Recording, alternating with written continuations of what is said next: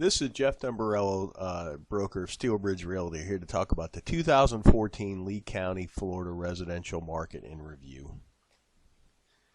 Disclosure, this is my work done for me and shared with you. The data came from multiple sources. Those sources are the Lee County Clerk of the Court, the City of Cape Coral, the U.S. Census, and the MLS data.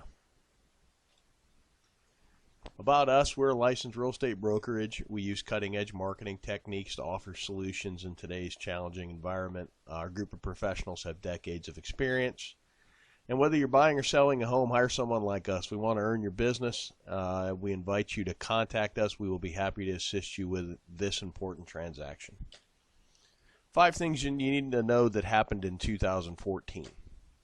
Number 1, the distressed market is really an afterthought to everyone but the buyer who waited too long to enter the market and the service providers who made it their entire business model. This is a chart showing the percentages by month of the distressed market, and here lately we're in the 20, all the way from 15 to 21% in 2014. Here's a chart of foreclosures. I made this chart last January, and I was pretty sure we had assumed the new normal status. This is the chart from this year, and we have definitely assumed the new normal status of foreclosures, which is essentially about 125 to 300. Here's the entire foreclosure trend for perspective. This was the second bump. I think a lot of people thought it was going to resemble this as another second wave. Supplying new inventory is one of the market's biggest challenges. Rising prices will induce some sellers to trade out. But then you got to question where you're going to go if you sold your home. And remember, you're going to have to buy into the same market. And if you're an investor, you got to ask yourself, what are you going to do with the money? New construction is the answer to the inventory problem. Here's a couple things to think about. The appraisals will hold prices in check for a little bit until the channel's a little better defined. We're seeing that in our day-to-day business now. Interest rates are still very low, which makes homes affordable. We're really in the market missing an entire vintage of about 2008 through 2013. Land is still historically cheap for now, and here's some perspective on the land prices. This is all lots. All lot types in Cape Coral, average and median price. When you're looking at the last cycle, you really don't get what's going on in this cycle. So when I take the shorter view of just this cycle, the Cape lot market is recovering pretty well. The market is stabilizing in relation to the bubbles of activity. We do bubble charts here to kind of let everybody know where most of the people are looking in the market. Last year's bubble chart, this is from when 2013 versus 2012. There's a very clear shift in the market as it shifted over. When I did 13 versus 14, there really isn't that much of a difference. The market's pretty much stabilized with we're missing some cheaper homes in the $70,000 price range, but we're selling more $170,000 all the way up into the millions. This chart's a neat chart. It shows the last cycle and this cycle by pricing. The red line being the last cycle, the blue line being the current cycle. And you can see that we mimicked the last cycle for a while, and then you're starting to see 04 and 05 in the last cycle pulled wildly away to where we're just getting slight price increases, but not like we did before. And this is really a function of the banks aren't giving out crazy loans. There's no stated income, no stated asset loans. So this is a sustainable market that's actually driven by sensible leverage. Some perspective, we operate in a seasonal and a cyclical market. The seasonality is really determined by our weather. Up north, when it's warmer, is when they're busier in the real estate market. Here, when it's a little cooler, is when we're busier in the real estate market. The cyclical part of our market is governed by demographics, and we're going to talk about something seasonal pricing bumps as well. Right now, we're in a sustainable boom. MIM is money in motion. It's every dollar that flowed through. This is actually dollars sold by realtors. And we had an 8.7 increase in the actual volume in the market. The amount of transactions went up 1.1%. The median is actually rising faster than the average, which shows the bottom of the market is coming up faster than the market itself is correcting. The percentage of bank-owned properties jumped up slightly from 13.6 to 15.05, where short sales really fell off the map.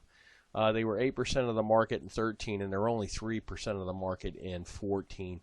And another neat thing to look at, cash sales in 2013, 60.7% were cash in 2013. In 2014, 57%. So you had a decent price increase, and it really wasn't funded by leverage. And to give you a perspective, about 25-30% of the sales in the state of Florida are cash. So we're almost working at twice the cash sales percentage of the state of Florida. Money in motion is a key indicator. As long as the market continues to grow, that's a really good thing. The median's rising higher than the average. We talked about that. We also talked about the cash sales percentage. One thing I learned, if you base your business model on short sales, you need to find something else to do. And we're truly in a market where the buyers are paying slightly more for a slightly older and slightly smaller home. Market specifics. Two asset classes that really jumped out to me are townhouses and manufactured homes are actually growing. By property types, what's interesting to me is the manufactured homes are up 20% in sales counts, as are the townhouses. And when you look at the price increases, they're probably some of the lowest price increases, and that's the market seeking a good quality buy, basically. The single-family homes are up 7%. They just about mimic the market as a whole. A few thoughts on the jump in mobile homes and townhomes. Mobile homes have both a lower cost of entry and a lower cost to keep, and the blue-collar retirees from up north love them because they really only need them for 3 or 4 months of the year because they're still home doing stuff and walleye fishing and playing with the grandkids. But it's a nice, affordable home to get out of the cold weather. Townhouses kind of represent the same if you're adverse to a mobile home purchase.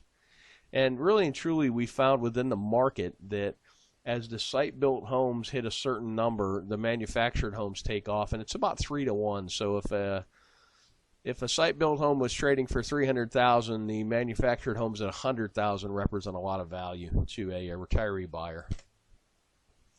This is kind of what happened by city. 2014, what happened by city. And just a year-over-year difference. Punta Gorda's really burnt store, up 15%. That's pretty good. Lehigh Acres up 13%. And when I look down, Captiva's up 27%, which is pretty impressive. Things to watch in 2015. Essentially, you've got a seesaw in the market now with resale homes on one side of the seesaw and new construction on the other. And they're going to trade back and forth. As the new construction takes a leg up, then the resale become attractive, and then vice versa. I'm seeing sometimes in the market where for a 10% increase in price, you can get a brand new home versus a 9-year-old home. That's kind of a no-brainer. Inventory is the key. Whoever can bring some inventory to market is going to make some money. And this applies to both the retail and the investment segment of the market. This is single-family permits in Cape Coral. When you look at the totality of the last cycle, you really don't get that excited about what's going on now. But when I take out the last cycle, it shows you there's some pretty good permit growth. Projection of retirees. We take this from the census, and if you were born 62 years ago, there's a likely chance you're going to retire, and this is in the millions by how many there are. This is actually the 62-year-olds against our sales counts. It's a pretty good correlation. And then 66 is kind of the official retirement age.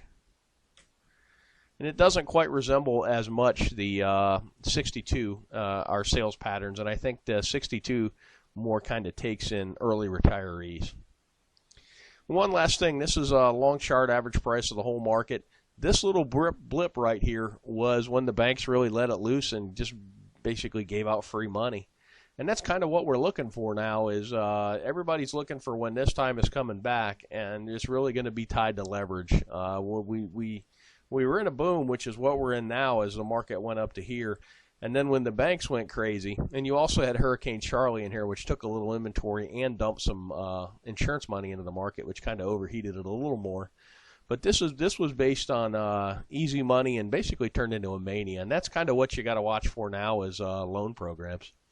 If you have any thoughts or questions, why don't you give us a call at the office at 239-694-3300, and my extension is 102. And you can always, if you're watching this video, click the link below the video and fill the form out, and we'll be in touch with you. Thanks for watching, and make it a great day.